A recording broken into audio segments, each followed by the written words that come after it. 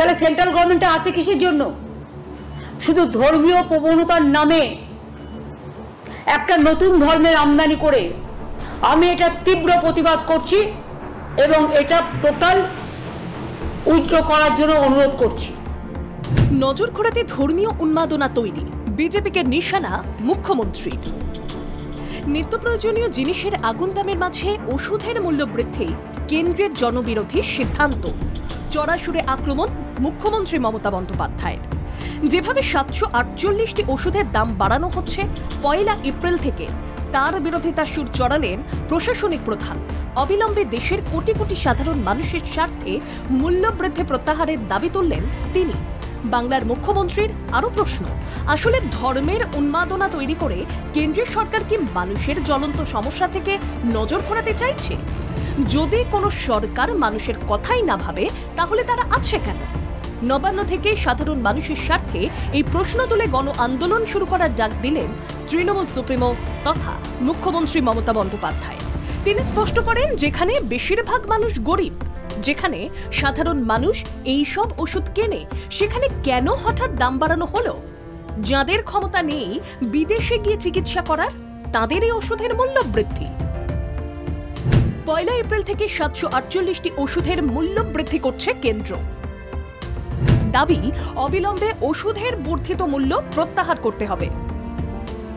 প্রতিবাদে আন্দোলনে নামবে তৃণমূল কংগ্রেস। শুক্র শনিবার 1 ঘন্টা ব্লকে ব্লকে প্রতিবাদে নামছে তৃণমূল। যেখানে বেশিরভাগ মানুষের ওষুধ কেনার ক্ষমতা নেই, সেখানে কেন অসম্ভব মূল্য বৃদ্ধি? প্রশ্ন তুলে ধর্ম নিয়ে রাজনীতি করা বিজেপিকে বেঁধেন তৃণমূল সুপ্রিমো তথা বাংলার মুখ্যমন্ত্রী মমতা বন্দ্যোপাধ্যায়।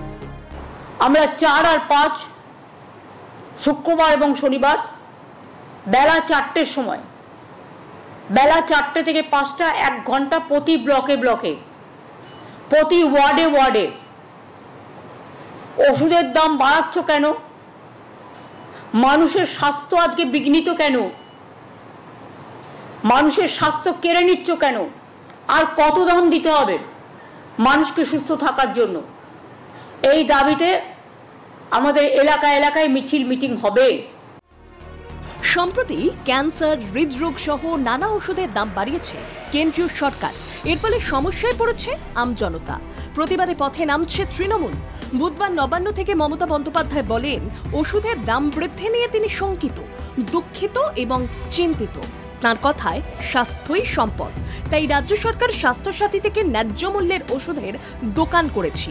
বিনামূল্যে চিকিৎসা, ওষুধ দিতে গিয়ে রাজ্য সরকারের প্রচুর টাকা খরচ হয়।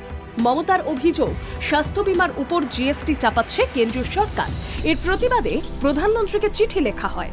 এখন গুটি কতক মানুষের কথা ভেবে দেশ চালানো বিজেপি সরকারের নজরে আনতে এই গণ আন্দোলন বলে মুখ্যমন্ত্রী মমতা বন্দ্যোপাধ্যায় স্পষ্ট করে দেন।